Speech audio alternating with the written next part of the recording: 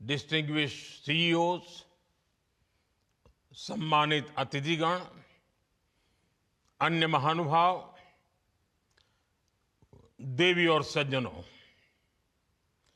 India energy week में देश और दुनिया भर से यहां यशोभूमि में जुटे सभी साथियों को नमस्कार। आप सभी सिर्फ एनर्जी वीक का हिस्सा भर नहीं है, आप भारत की एनर्जी एम्बिशंस का महत्वपूर्ण हिस्सा है। मैं आप सभी का अभिनंदन करता हूं। विदेश से जो मेहमान आए हैं, मैं उनका भारत में स्वागत करता हूं। साथियों, दुनिया का हर एक्सपर्ट आज कह रहा है कि 21st सेंचुरी भारत की सेंचुरी है। भारत अपनी ही नहीं, दुनिया की ग्रोथ को भी ड्राइव कर रहा है और इसमें हमारे एनर्जी सेक्टर की बहुत बड़ी भूमिका है। भारत की एनर्जी एम्बिशंस 5 पिलर्स पर खड़ी है। हमारे पास रिसोर्सेज हैं जिनको हम हार्नेस कर रहे हैं। दूसरा, हम अपने ब्रिलियंट माइंड्स को इनोवेट करने के लिए प्रोत्साहित कर रहे हैं। तीसरा, हमारे पास इकोनॉमिक स्ट्रेंथ है, पॉलिटिकल स्टेबिलिटी है। चौथा, भारत के पास स्ट्रेटेजिक ज्योग्राफी है जो एनर्जी ट्रेड को ज्यादा आकर्षक और आसान बनाती है। और पांचवा, भारत ग्लोबल सस्टेनेबिलिटी के लिए कमिटेड है। इससे भारत के एनर्जी सेक्टर में नई संभावनाएं तैयार हो रही हैं।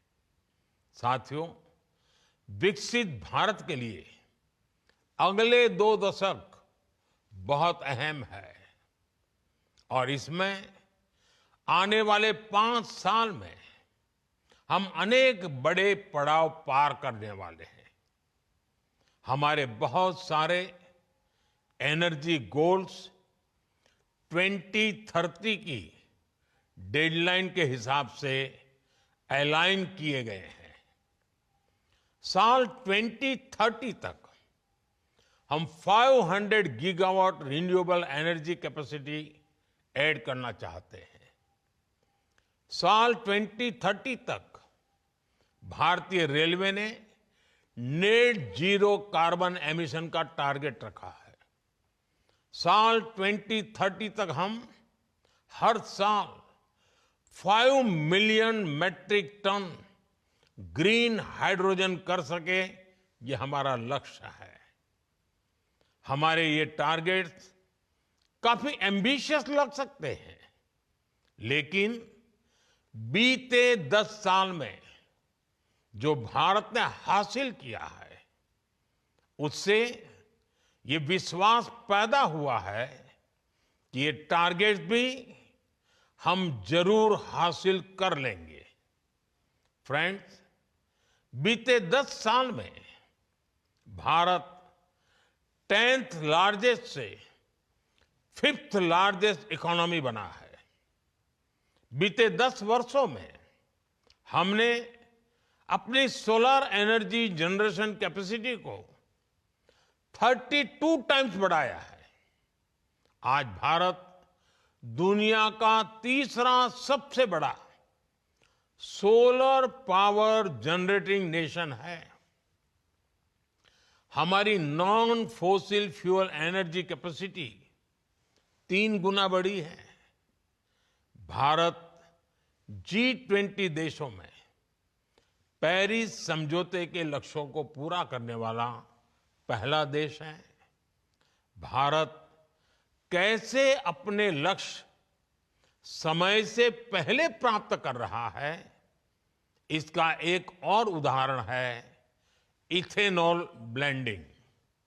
आज भारत 19% इथेनॉल ब्लेंडिंग कर रहा है। इससे फॉरेन एक्सचेंज की सेविंग हुई है और सब्सटेंशियल फार्मर रेवेन्यू जनरेट हुआ है। साथ ही CO2 एमिशंस में सिग्निफिकेंट कट भी आया है। हम अक्टूबर 2025 से पहले ही 20% इथेनॉल मैंडेट अचीव करने की राह पर है। आज भारत की बायोफ्यूल्स इंडस्ट्री तेजी से ग्रो करने के लिए तैयार है।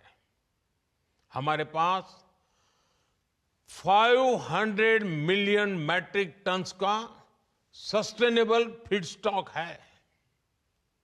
इंडिया की G20 प्रेसिडेंसी के दौरान ग्लोबल बायोफ्यूल्स अलायंस बना और लगातार एक्सपांड हो रहा है। इससे 28 नेशंस और 12 इंटरनेशनल ऑर्गेनाइजेशंस जुड़ चुके हैं। ये वेस्ट को वेल्थ में ट्रांसफॉर्म कर रहा है और सेंटर्स ऑफ एक्सीलेंस सेट कर रहा है। साथियों, भारत अपने हाइड्रोकार्बन रिसोर्सेज के पोटेंशियल को पूरी तरह से एक्सप्लोर करने के लिए निरंतर रिफॉर्म्स कर रहा है। बड़ी डिस्कवरीज और गैस इंफ्रास्ट्रक्चर के व्यापक विस्तार के कारण हमारा गैस सेक्टर एक्सपांड कर रहा है। इससे हमारे एनर्जी मिक्स में नेचुरल गैस का शेयर बढ़ा है। भारत अभी 4th लार्जेस्ट रिफाइनिंग हब है और हम अपनी कैपेसिटी 20% तक बढ़ाने में जुटे हैं। साथियों, हमारी जो सेडिमेंट्री बेसिन्स है, इसमें कई सारे हाइड्रोकार्बन रिसोर्सेज मौजूद है। इनमें से कई का पता चल चुका है और कई ऐसे हैं जिन्हें खोजा जाना बाकी है, जिनका एक्सप्लोरेशन बाकी है। इंडिया का अपस्ट्रीम सेक्टर और आकर्षक हो, इसके लिए सरकार ने open acreage licence policy OALP बनाई है।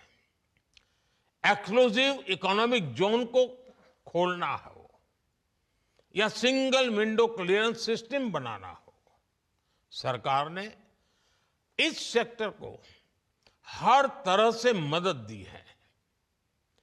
Oil fields regulation and development act में हुए बदलाव के बाद अब स्टेक होल्डर्स को पॉलिसी स्टेबिलिटी, एक्सटेंडेड लीजेस और इंप्रूव्ड फाइनेंशियल टर्म्स की सुविधा भी मिलेगी।